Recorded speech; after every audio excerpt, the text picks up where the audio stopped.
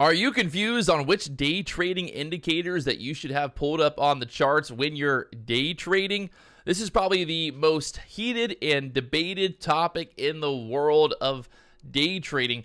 When it comes to indicators, everybody has their favorite indicator, and everybody has a different idea on why you should use indicators, which indicators, and how to use those indicators. Today, we're going to talk about some of the basic indicators and how you can use them, what you should be looking for, and all that fun stuff right here in this video. So make sure you stay tuned.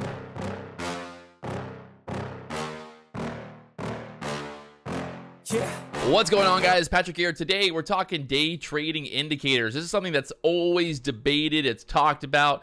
You have the people out there that believe that there should never be day trading indicators on your charts, and then you have the day traders that have a million different indicators on their charts.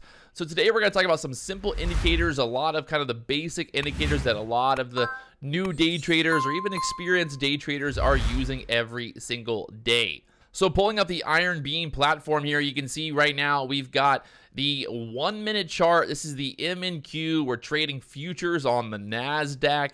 And if we look right now, what do we have going on? This is the 1 minute chart. Like I said, at the end of the day, there's the 1 minute, there's the 5 minute, there's the 3 minute, the 2 minute. You can really kind of change it depending on whatever your strategy is. For me personally, I like to use the 3 minute chart. Sometimes the 1 minute chart is just too choppy. It's hard to kind of get the real price action. You know, the movements can be too fast and you can get faked out of positions based on the 1 minute chart just kind of being, you know, having too much movement there on the 1 minute chart. So pulling up the 3 minute chart, you can see how much cleaner this price action is. And the idea, like, you get this doji here. Okay, let's say, you know, a lot of times we talk about the strategy here of entering a trade for this 3 minute chart, entering above the previous high of the last candle. So looking for a reversal like this reversal here, the high on that candle was 12,638. So you would have entered here at the 12,640 area and you would ride this momentum higher based on the idea of these candles not closing below a previous candle. So a nice little move there, almost 100 handles there in future. All right, so we've got the 3 minute chart pulled up here on TradingView. These are normally the charts that I have pulled up when I'm trading alongside the IronBeam app. I've got like 4, 5, 6, almost 8 different charts pulled up, different indicators on there. Some very clean, different time frames, the 3 minute time frame, the 15 minute time frame, and the 1 minute time frame. You can see right now, this is no indicators on the chart that we're looking at. So if I'm going to be trading with no indicators, what am I looking for in terms of my entries, my exits? At the end of the day, support and resistance is something that you just cannot deny. Support, resistance, something that we learned since day one with trading. Those support and resistance levels are key to making sure you kind of have a good overall idea of where the market could move and the overall potential move up and down. So you can see the move here this morning, filling the gap. So you can see the move here this morning, pulling back to previous resistance. So yesterday, we had this previous resistance at this 303 level there on the Qs, and we consolidated at that level, and then we broke through that. The pullback this morning pulled right back down to that 303 level, and then we pushed up. So again, no indicators needed for this strategy. You're just looking for overall support and resistance zones, you know, resistance. So if I'm entering here at the support level, where's my target? My target's obviously going to be at that resistance from yesterday's high being that 308 level. And then you can see once we broke above that resistance here, we broke above this resistance, and we now are starting to turn that previous resistance area into support there. So kind of pulling back to that previous area of resistance, finding support, and then pushing higher. Simple. Support, resistance, that's where the price movement has been at before. The price is pushed up to that level, and then it's pulled back. So that's a pretty simple strategy when it comes to overall, you know, not needing indicators on the chart. The VWAP is the volume weighted average price. A lot of traders have this on their charts. It's something that I feel like a lot of people are kind of focused on, and it's giving you an idea of the overall trend and the value. So the volume weighted average price appears as one single line. It looks similar to a moving average line, but smoother. The VWAP represents a view of price action throughout a single day's trading action. Retail and professional traders use the VWAP to help them determine intraday price trends. All right, so we've added the VWAP. We've got our support. We've got our resistance. You can see this blue line here is our VWAP. So this is something that I've covered in a lot of videos, the idea of the price action below or above the VWAP. Below the VWAP, it's bearish. Above the VWAP, it's bullish. And then when we get price action moving back above the VWAP or below the VWAP, in terms of crossing the VWAP, so like we crossed the VWAP right here, when we crossed, this is a bullish move, right? We're crossing back above the volume weighted average price. We had a little bit of consolidation and then we pushed up to that resistance. So again, this is giving you another indicator based on the support resistance. So let's say you got long down here at the 303 level, and then you see that you have the VWAP there on the chart. It pushes above the VWAP. This is like, okay, it's A++. Let's get this move higher. We're turning from being bearish when we're below the VWAP to now reclaiming the VWAP and turning bullish and moving up there to that 303, moving up and then moving up there to that 308 area, which was resistance there on the charts. The RSI is a momentum indicator used in technical analysis. RSI measures the speed and magnitude of a security's recent price changes to evaluate overvalued or undervalued conditions in the price of that security, giving you a general idea of when something is overbought or oversold, meaning that the market has maybe made a huge move up to the upside, it's being overbought, or it's made a huge move to the downside, it's being oversold. So if we go over here to the TradingView platform, let's add the relative strength index, and that'll pop up here on the bottom.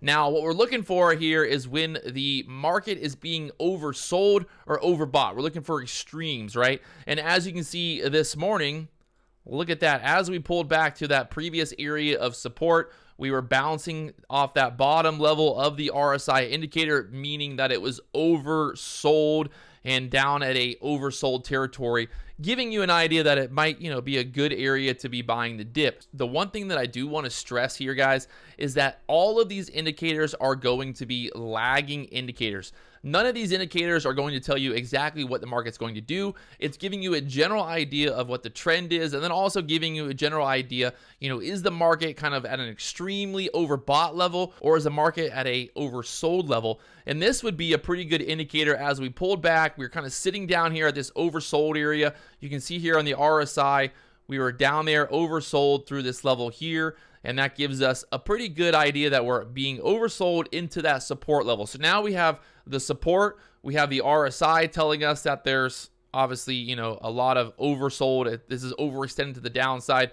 So as we start to push back up, that's giving us, again, just more confidence that, hey, the market's oversold. There's a good chance that this is going to push back up. So the more indicators that are lining up for a move, the more confidence that you can have in that move. Again, we're not relying on just one indicator, but we're looking to have multiple indicators to give us an overall idea of which way the market could move. So as you can see here, a moving average is a calculation used to analyze data points by creating series of averages of different subsets of a full data set. In finance, a moving average is a stock indicator that is commonly used in technical analysis. The reason for calculating the moving average of a stock is to help smooth out the price data by creating a constantly updated average price. All right, so we're going to add the moving average there. Let's just go with one moving average for now. And we'll do the 9 EMA based on this time frame being the 3-minute chart here. And as you can see, again, this morning we pull back. We're below the EMA. Again, just like the VWAP, same idea. When we're below the EMA, it's bearish. When we break back above the EMA, turning that EMA into support, it's bullish, right? So this morning we have the RSI lining up. We're oversold. We start to break back above the EMA. That's another bullish indicator. And now we've broken back above the VWAP. That's 3 very bullish indicators, and then 4 having that support down there. So we have 4 indicators perfectly lining up right at the bottom today, giving us a reason to get long at this point. We get the reclaim of the VWAP, we get a reclaim of the EMA, and we have that support down there at that 303 level. So overall, a really good opportunity to be buying the dip, knowing that that previous resistance is turning into support. We get the push up, and you can see the market then moved higher. The moving average convergence, divergence is the MACD. It's a trend following indicator that shows the relationship between two moving averages of a security's price. The MACD is calculated by subtracting the 26 period but EMA and the 12 period EMA. So the MACD is an indicator that's similar to the RSI, but it's combining two moving averages. And as you see here on the chart here in a second, let's add the MACD to this. It's a simple MACD, and we're gonna have to go down here and look at the bottom. Let's get rid of the RSI let's keep the RSI on there. So pulling up the MACD here, let's see if we get a clear buy signal. This morning, the MACD crosses once we pushed off that support there. It's hard to see. There's that blue and red line right there. We get a cross on the MACD. Let me pull this up. We get a cross on the MACD, and then we pushed up. We did not end up crossing the MACD again until we started to pull back, and you can see how this morning, once we pushed back off of that level, we pushed across the moving averages, we got the cross, and then that was a signal to get long. If we get rid of this and we zoom in again at the price action, there we go. Another indicator giving us a signal to be bullish here on this move. So we now have the MACD confirming the move. We have the support. We have the RSI. We have the EMA getting reclaimed. Then we have the VWAP getting reclaimed. So we have a lot of reasons to stay bullish through this move. And that's not just like, oh, I'm going to hold my position forever, but that's also just telling me like, hey, I should be looking for long opportunities and not short opportunities, right?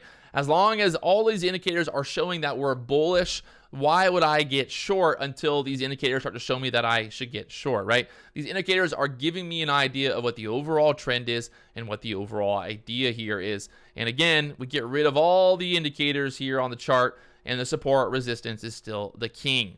So after adding all of those indicators to the chart and basically charting out the support and resistance, we saw support and resistance kind of being the number one key to trading here, understanding support and resistance, seeing how the market moves between those levels. But really, adding those indicators gave us more and more confidence in that move, right? The support and resistance is king. 100%, I think support and resistance is the most important thing that you should be focused on when you're trading. Not obviously focus just on the indicators, but focus on those support and resistance levels, and then adding the indicators that you see value in. I think having a moving average on the chart's not a bad idea. Using the VWAP, and then if you really want to get crazy with the MACD, get crazy with the RSI, you can do that. But be simple. Add one moving average. Maybe you just add the VWAP and see how that goes. See how that affects your overall trading strategy based off of those moving averages. But again, just being simple and focused on what is going on with the market and understanding support and resistance. Again, it's king, right? Support and resistance is king, but the indicators will then give you kind of backup, right? The indicators are giving you confidence through those moves to the upside or to the downside, and then also just kind of identifying the overall trend and what is going on with the market that day. So there it is. Which indicator is king? I think support and resistance comes down to always being the king here, but it really comes down to what your overall strategy is when you're trading. Some people trade based off of just a simple indicator like the RSI. Maybe they're only trading overbought, oversold. Some people are trading off those MACD crosses. It really depends on your overall strategy. So there is, I think, no right or wrong answer here. You've got to kind of figure out what works best for your strategy, and then being able to apply those indicators to the chart, and then being able to execute trades based off of those indicators obviously is a whole different beast, right? It's one thing to look at here. It's one thing to sit here in hindsight and see the moves and be like, well, I could have done this and done that. It's another thing to be in the moment and seeing these moves aptly. It's another thing to be in the moment, seeing these moves happening and being focused on like what is actually going on with the chart, and then being able to enter and exit a trade based off of those indicators. So there it is. Which indicator is king? Support and resistance, always going to win for me. But let's think about kind of what other indicators we can add to the chart there. Yeah.